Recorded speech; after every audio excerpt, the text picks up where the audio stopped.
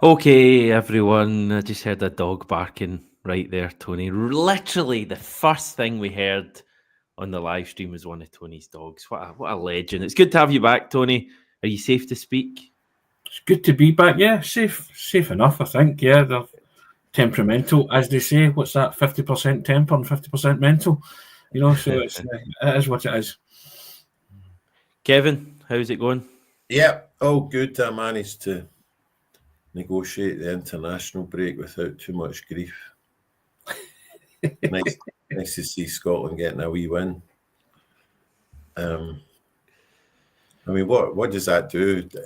I'm not entirely sure how this Nations Cup process works and promotion and whatever.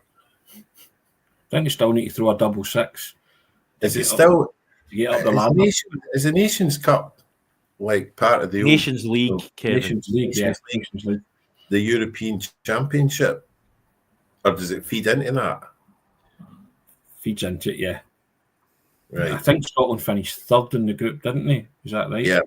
And I think if they finished second, they would have. We're in a playoff. I think they would have been. It was either a playoff or an automatic qualification for the Euros. So they agonisingly missed out on that. So basically, we're in Europe after Christmas. Whoop-de-woo. I think the rules kind of change as they go along, don't they, with this UEFA Nations League? But for a while, it seemed that Scotland just seemed to be playing Israel in every kind of UEFA Nations League game, wasn't it? And then Serbia and stuff like that, So, yeah. But, hey. But it's good to see them win in the last minute against the side, Great header as well, I have to say. Yeah, it's all well and good. And as Kevin says, we're nearly at the end of the international break. Not quite there yet. No more international breaks till March. Yes, Brilliant. 4 months. I was working out earlier. I reckon, so we're guaranteed at least 25 matches over 113 days. But if we progress to the Scottish Cup quarter-final, which I think, you would expect Celtic to do, and say we were to make the knockout round of the Champions League, which again, 7 points already, I think you would expect us to do, it could be 29 matches in 113 days, which is pretty mad, isn't it? I don't know what that works out, but ultra marathon. An ultra marathon. I think we just call it that. That's going to enter the football lexicon now. Yeah, that's quite a lot of games, isn't it? And not too many days, but by the way, it's the way you want it, is it not? Yeah. That to me says that we're fiercely and ferociously competitive on all fronts. That's what I want. Bring it on. Yeah, it's fabulous. As we say, nearly at the end of the international break. A few more games to go. Gordon is looking forward to the real football beginning. Henrik McClarson saying, could you not do a Q&A as done by a few other Celtic pods? Listen, we are more than up for that. So if you've got any talking points, any questions for Kevin, Tony, etc., fire them in and we'll do them. We're looking for stuff to talk about, but we do have a bit of international stuff. I wanted to talk about Kasper Schmeichel. Tony, you wanted to talk about Paulo Bernardo, so you can do that first. Yeah, his 10th goal, 28 under-21 caps. I think, like Nicholas Kuhn, he's pushing his way to try and get a Portuguese international cap for the full team, and he's going the right way about it, isn't he? And I just think everything that Paulo Bernardo does at the moment is quite impressive, isn't it? When he's asked to start games, he's very good. When he's asked to come off the bench and make that impact, he is making that impact. And I don't know, I just think he's playing himself into contention for Saturday. Could be wrong in that thinking, right. But I just feel that, and it's round about this time last year he came into his own, didn't he? Had that wee purple patch round about the festive glut of fixtures, scored against Rangers, cracking technical goal where he took it on the half-volley screamer. And then he had a great game against St Mirren and Paisley, and Celtic were 2 up in jig time. And, and it's from that everybody said, this guy's a player. And I think we do realise that this guy's a player. And we were speaking off air just before we came on, and you said he always seems to score for the Portugal under-21s. And whenever people comment about him, they always say he was great. So again, last night you get some great comments saying he had a long-lasting battery, and he scored the third goal that I think Ebola described it as he wet the soup. Which is an expression I'm not familiar with, but I can only assume that it means put the finishing touches to. I was trying to key it in Google and see if it actually had some kind of meaning. I couldn't find it. So, but yeah, that's what they said. So I'm taking it from that it was another. Well, they said it was another cracking performance from Bernardo. So I really like Bernardo. I really do. I have to say, I think he's a wonderful footballer in there, and technically he's been great. So I just think he's saying to the manager, you can trust me. You can trust me a game of magnitude like Saturday night, and that can't come quick enough. 8 o'clock Tynecastle, Saturday night. Fill your boots. It's going to be great. It's going to be an absolute cracker. Yeah, sorry, I was just checking. Is it 8 o'clock or is it 7:45? These things. 7:45. Come on, Tony. Come on. Well, I thought it was minutes out there. I thought because it was telly, it was 8 o'clock. You know what to do with these Yeah. Saturday night games. So because you know what would happen? One of our wonderful viewers would turn their telly on at 8 p.m. and have missed the first 50 minutes, and you would get the blame for it. I get the blame, yeah. Okay, 7:45. I had it in my head it was 8 o'clock. So I've had a couple of days off. Bear with me. Dealing with dogs. On the Bernardo point, Kevin, what do you think? I guess Bernardo has been quite unfortunate not to get more game time recently, but it just shows the strength of the midfield we have. Well, if he doesn't start against Hearts, he's going to have to start at some point and have a run of games because of the demands of the upcoming fixtures schedule. That's why Celtic now have not just squad players. Celtic have been building over several years a 25-man pool, all of whom need to be regarded as starters if called upon. And when you've got the demands of the fixture list that we're coming up, somebody like Bernardo will have to start quite soon.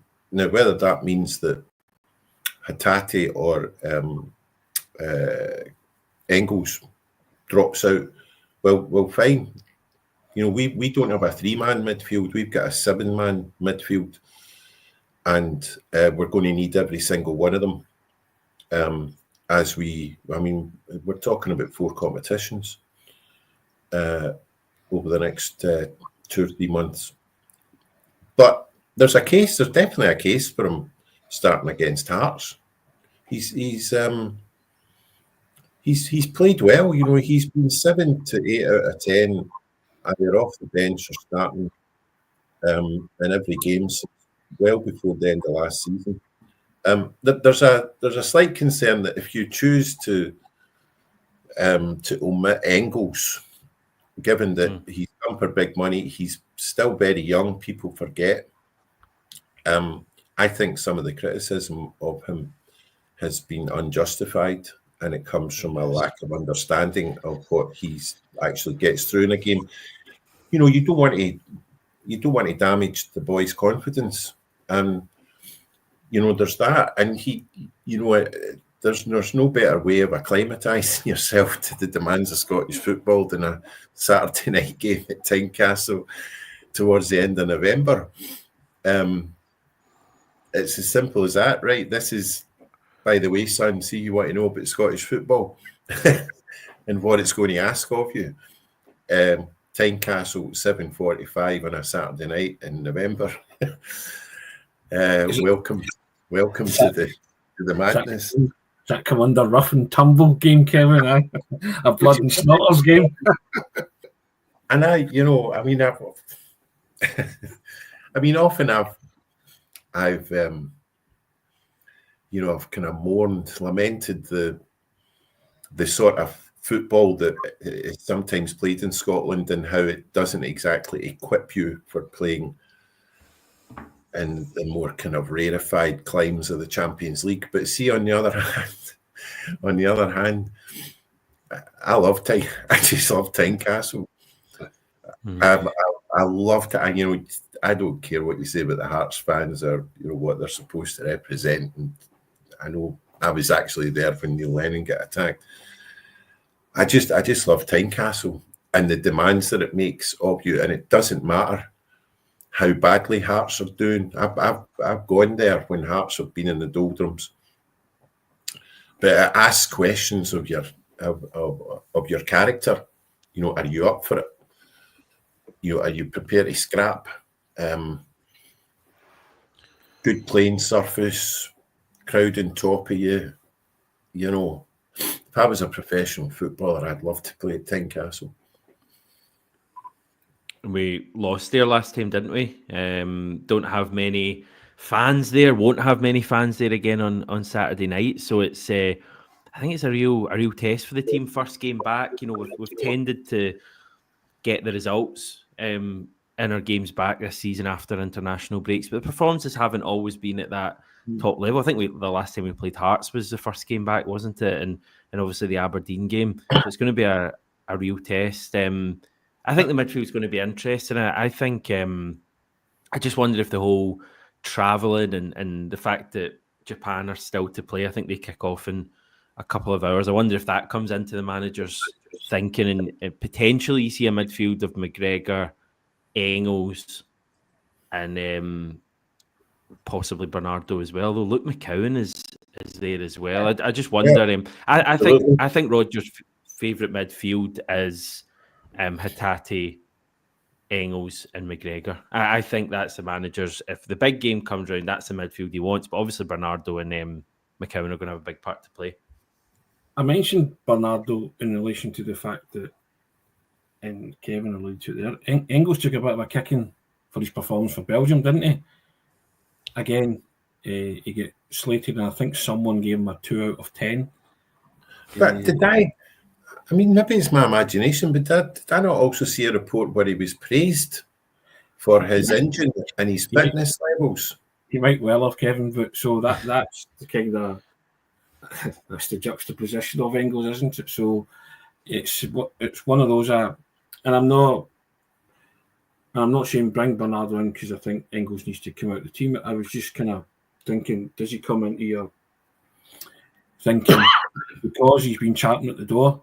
That was all I was saying, and I think we do. I mentioned it the other week as well that we need a bit more understanding with Engels because he is young and he's still settling in. Some players take time to settle in. He had a purple patch at the start. Everybody was raving about him, and then he's maybe not hit those heights since. But I've got no doubt that he'll still be a wonderful player for Celtic, no doubt at all. But again, I think the midfield selection for Saturday is going to be interesting, but I just think Bernardo has certainly got a chance to start on Saturday. I just feel that he's doing more than enough to say to the manager, yep, this is me, you can trust me, give me a run out. Just my thoughts. As I say, I could be wrong in that, but I certainly wouldn't write Engels off at all at this stage because I still, like you, Kevin, he's young and he's still learning how to adapt to a new style of football, which, as you say, he'll get to know even better if he does play on Saturday. The comment here from T1, I doubt we see the best of Engels for at least a couple of seasons. Well, at first when you read that, you think, all right. But you think back to like Matt O'Reilly's the obvious one you look at, and we didn't really see the best of Matt O'Reilly until Brendan Rodgers came in a couple of seasons, about 18 months, wasn't it, since he joined. So I think that's just the perfect reminder almost that anyone judging Engels after, I don't know, half a dozen games, maybe 8 games he's played so far, moving to a new country, young guy. I think Engels has been pretty spot on what he's offered us so far. And I think his running power is going to be quite important at Tynecastle as well. So he's definitely, Engels is definitely in my team for the game, Kevin. Yeah, if anybody wants to kind of look at what Engels has already brought to Celtic, all they need to do is look at that wee spin and turn and first time lobbed pass that's let in Kuhn for our goal, first goal against Leipzig. This guy's got a skill set that basically demands what we paid for him and will unlock close games in important games. And that was a very early indication of it. Only Hatate. I'm just delighted that the only two players who can do that in Scottish football, we've got them. Who can produce those very unexpected moments, high skill, that can unlock a defence, that can, assist a goal. And as you said, Hamish, his running power, I hate that phrase box to box because it kind of seems to but he runs his socks off, and you don't actually get to see that if you're watching it on television all the time. If you're an opposition player, an opposition manager, it becomes evident quite early on in a game that he has to be watched because he's always on the move. He's always making himself available, and that will be crucial as the season wears on. But I agree. We'll probably won't see the best of him until next season. It's the same with O'Reilly, same with McGregor. Not so much Hatate. Hatate, as I recall, kind of started with a bang, and then the number of matches that he played because of the league that he'd come from, began to kind of add up, and we're now actually seeing full Hatate, full cream Hatate, consistently, perhaps for the first time since we bought him. And Engels will be like that, guarantee it.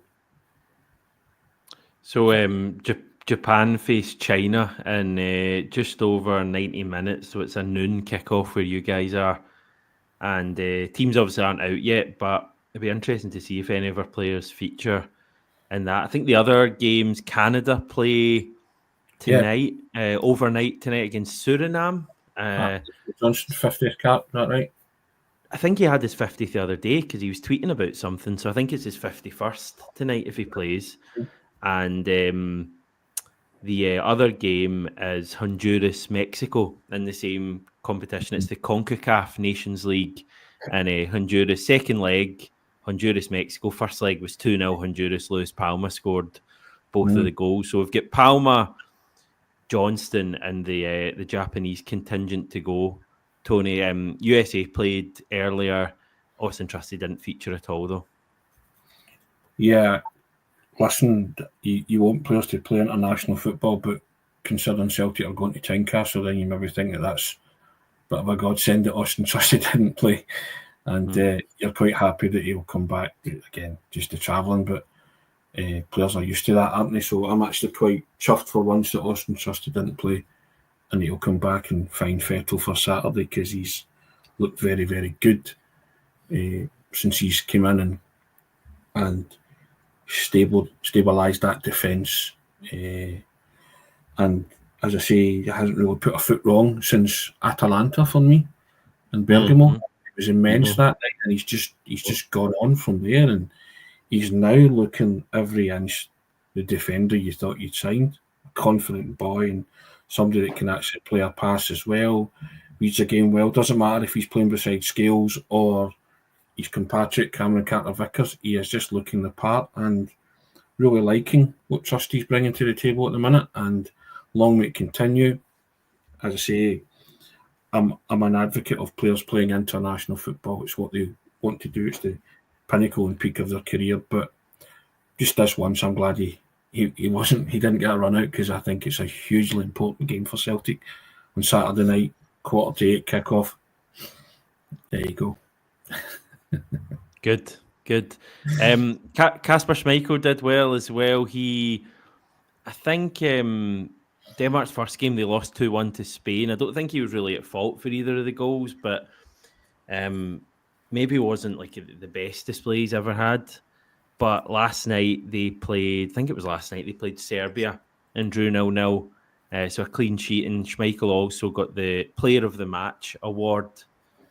So he's going to be brimming with confidence as well, and it's good to see him, going from strength to strength. So that's positive. It seems like our players are doing quite well in international duty. I mean, Ralston seems to be featuring for Scotland and doing quite well, and Engels is featuring.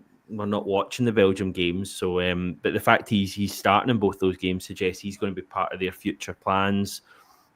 And I mean, Liam Scales. I know Liam Scales gets sent off, but I think he was man of the match in Ireland's previous game against Finland. So I saw that. I saw the game against England.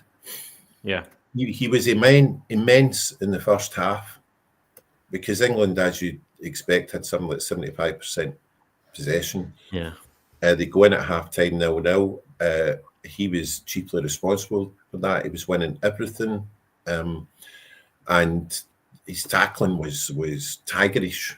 There was one bit of footage that became a meme of him absolutely going through Harry Kane legally.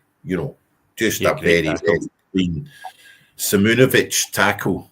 Yes, yes. And he was just unlucky. England unlocked him. Beautiful ball that caught the entire Ireland defence out, and then it goes to Bellingham, I think, who does what Bellingham does because he's world class. He turns Scales.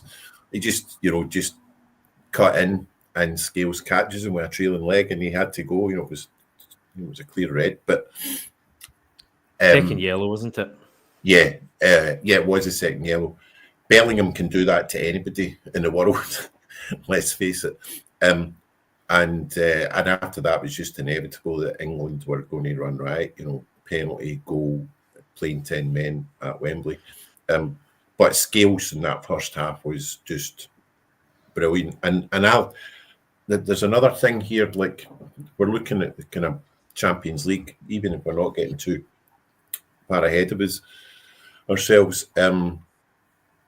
In the last few seasons, while there's been quite a lot of promising outfield play, against the very best in the world, Real Madrid, of course, our defence has proved to be quite porous under the sort of pressure you get in the Champions League. We began to see massive improvement when we played Atalanta. And if you look at all those players that you've just mentioned, right, Schmeichel, man of the match for Denmark. You've got Trusty and Carter Vickers, who feature on and off for America, for the USA. You've got Johnston, 51st cap for Canada, outstanding. He's a fixture in a very good Canadian side. And Tony Ralston has been very, very good for Scotland in 3 successive games against Portugal, Poland, and Croatia. And Steve Clark is no longer, he's no longer like the guy that he turns to because there's no other options. He's now a fixture on that side because he's played well against some of the best players in the world, despite not having the sort of domestic game time. So, Brendan Rodgers looks at that and thinks, this is great. If I have to play him, I'm playing a right back who's played well against Portugal, Croatia, and Poland. Happy days. And this will come in handy in Champions League fixtures. We've got a very hard, experienced defence now that know how to look after themselves, that can handle pressure, that have played regularly against the best players in the world. It's coming back to what you spoke about at the top of the programme, Hamish, the stat that you threw out about the number of games and the amount of days. Going to need everybody. The managers stress that as well. And that's the whole point of having strength and depth in your squad and having guys like Ralston that can come in for Johnston if need be, rotating that midfield. That's going to be crucial, that rotation of that midfield. That's where your games are won and lost. Big time. And also rotation of your forward players. I'm thinking in particular that your centre forward, because your wingers are kind of nailed on at this minute, aren't they? So you have to utilise that to your advantage.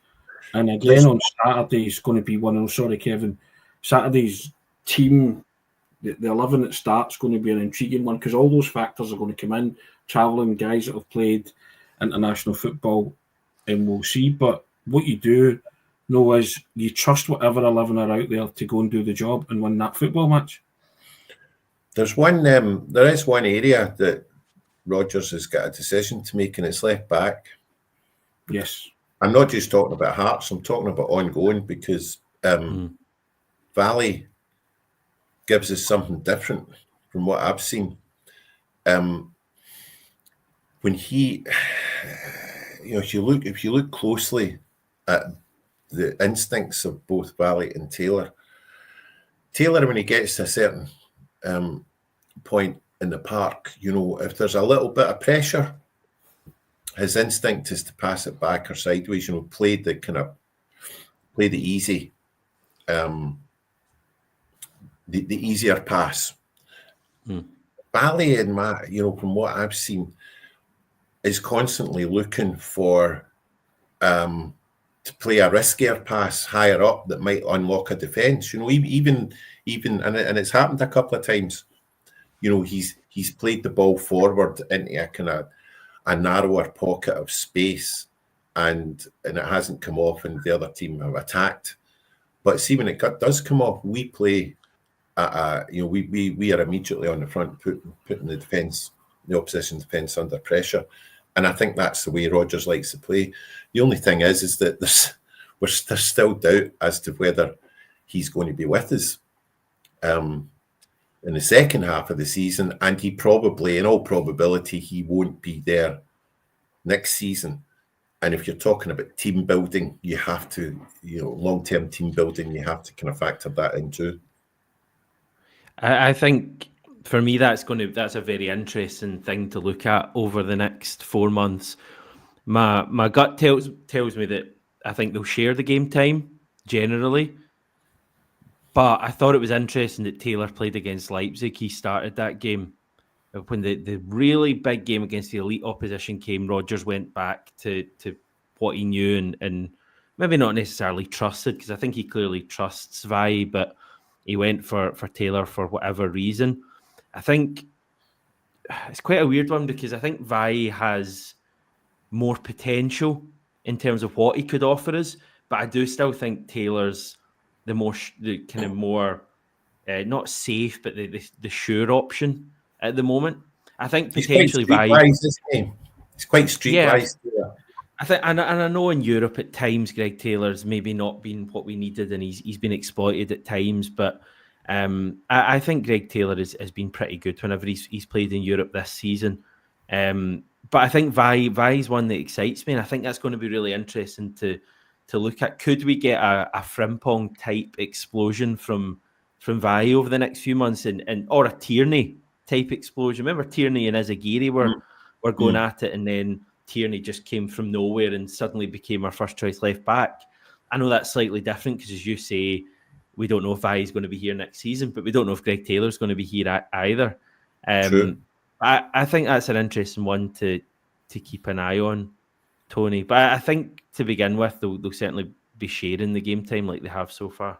Yeah, I think he'll just say it before. He'll just pick the player that he sees fit for whatever game. I mean, Vai did well against Atalanta, didn't he? Yet it was Taylor that started against RB Leipzig. When I think everybody would have thought it would have been Vai that started against RB Leipzig. So, there is no rhyme or reason to that particular part of the team selection with Brendan Rodgers. Yeah, I think he's just doing it on a game-by-game basis and picking who he thinks can cope in, My heart says Vi for Saturday, but my head says Taylor. You know, it's one of those ones. So, I think it'll be Taylor. I'm pretty... And I think Taylor will start our next 2 games. And then I so- think Vi might come in for whoever we've got after that. Is it Ross County? agree. I think Vi might come in for that. I like Vi. That's and that's what I mean. So, you know, and so the head's going to overrule the heart in this instance, I think, and it'll probably be Taylor. You know, but just I just see that the way the manager might think in that one as well. But I don't think anybody can dispute that Vi is a very, very skilled, a highly skilled technician. He's a real. He's got something, doesn't he? All right, because you're playing in that.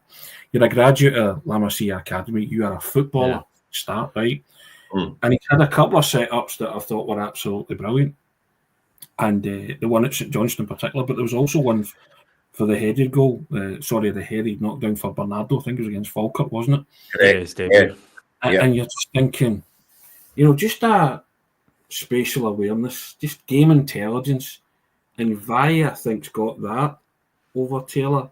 But Taylor has tried and tested and trusted and is a good, solid Scottish footballer, Scottish Premiership defender. In Europe, you can argue the toss that his weaknesses have been exploited. But, you just don't know. Players say they don't pay attention to off-the-field stuff, but, you know, Taylor can speak to other clubs from next month or the month after, can't he? And you just don't know if that's having an effect on anything. You know, they'll always say it doesn't, but I think in terms of the supporters as well, and for the player and the manager, you want a resolution to this, because you could end up with having no left backs, you know, come the summer. You know, and I think you're resigned to the fact that Vi won't be there. So you're just going to enjoy him while you can. Do you play him while you can? There's that argument too. But you need to get Taylor's contractual situation sorted one way or another for the player and the manager and for the supporters too. So it's something you don't want to linger and fester and become a talking point as you're going along, because Celtic have got important games. They don't need any sideshow distractions or circus. I think Taylor's one of those players where I think he will have been told, he'll know that he's good enough. He would fit in nicely to some clubs in the lower half of the Premiership in England, no bother. And the money that comes with that, you're talking 50 grand, 60 grand a week upwards. And he's at that age where, you know, people will be saying to him quite rightly, you've got an opportunity, you know, to make very big money, and Celtic, on the other hand, will be saying, you know, do we think that he's worth that investment? You know, do we think that, you know, he's worth the very highest echelon or the top wage bracket? And that's where I suspect the kind of standoff is at the moment. It's just one of those situations. Celtic probably there will be voices that will say he doesn't deserve the top wage bracket. He's just not, you know, for the reasons that we've outlined. And somebody else will be saying to him, yeah, but you know what? Your showreel will appeal to certain clubs who can offer you really big money in the Premiership. It's a hard one to call, but I agree with you, Tony. It needs to be sorted. And see, no matter what way it happens, you know, Greg Taylor is such an example. He's such a professional. You get everything from him. You get absolutely everything from him. Win, lose, or draw. You know, the other thing I like about him is that when he does make mistakes and I'm pulling my hair out and shouting at him, he doesn't hide. He'll still show for the ball. He still gets stuck in. I love his attitude. Absolutely love his attitude. He's a big voice in that dressing room, and the manager loves working with him. And he also mentioned it the other week that he's about to become a father, isn't he? And maybe, Kevin, as you say, Greg Taylor is waiting to see if there is something out there for him that takes him into a different wage bracket. And that's fair enough. The player wants to, if he's starting a new family, then he wants to be kind of set for life, doesn't he? I can fully understand that. But I just don't want it to drag on. No, you're right. And because it also creates uncertainty in the dressing room, Tony. That's something that at this moment in time I don't want, because Celtic have got so many massive matches coming up, and you just don't need any kind of distractions at all. But every player is entitled to wait and see what's there. But you would argue the toss that he's not going to be one of the higher wage earners at Celtic. I think he's plateaued in terms of what he's going to get at Celtic. So if he's waiting to see if he can get more somewhere else, then that's his prerogative, isn't it? And whatever happens, as you say, Kevin, if he decides to go elsewhere, then I think every Celtic supporter will wish him all the best and say thank you, because he's been a huge factor in lots of the recent success. And he's a big voice and a likeable guy in that changing room, and he's always been good with, from a professional point of view. And so, I don't have a negative to say about Greg Taylor, to be honest. So, but I think it's a situation that just before it becomes, as you say, something that could potentially affect the dressing room, I think it just needs nailed down and sorted so we can all move forward. I'm kind of relaxed generally about the Greg Taylor situation. I think if he signs a new deal, it'll be good news. I think if Greg Taylor moves on, I'd be quite relaxed about Celtic finding a replacement, and whether that would be Valle or whether it be Kieran Tierney or whoever else it could be. I feel quite calm about the whole situation. It'd be nice to hear news on something at some stage, but it's been a while. People have been talking about this since certainly since the summer, and we're now middle of November. So I think the one thing that's clear is, even if Greg Taylor isn't going to sign a new deal, I think over the next wee period he's still going to have a big part to play, and it's going to be him and Valle jousting for that position. So, yep, all well and good. It's a good problem to have. Anything else, guys? Anything else on your mind? No, just roll on Saturday. Is it Saturday yet? Basically, I think real football returns. No, it's Tuesday, so you've got a few days to go, Tony, but we'll get there eventually. David's saying he got his cup final ticket, so cup final tickets must be getting sent out, which is well done, David. Margaret wondering why it's a late kickoff on Saturday. I believe the consensus yesterday was something to do with rugby. Although Scotland are playing on Sunday, but I think is there another game on Saturday afternoon, something like that, and that's the reason why Tynecastle is 7:45 on Saturday. Because it's good kickoff time. It's very near Murrayfield, doesn't it? Yeah, but I don't get it, because Scotland play Australia on Sunday at Murrayfield. But obviously that wouldn't come into anything. Is it the 1893 Cup or something? No. I think it's the Scotland A are playing Chile. But I'm not sure. I'm not sure exactly what that has to do with anything. Didn't even know Chile had a rugby team. But hey, right. We'll head off then, everyone. Thanks very much for watching today. I think how are we doing subscriber wise? We're at 12.4k. So let's see if we can get up to 13,000 subscribers as soon as possible. If you're watching this and you're just realising I haven't subscribed to those great people, then give it a go. It takes 2 seconds, costs you absolutely nothing, means you can be alerted when we are going live, etc., so you don't miss any of the show. Thanks, guys, once again. Appreciate it. Thanks, everyone, for tuning in, and we'll catch up with you this time tomorrow. Speak to you then.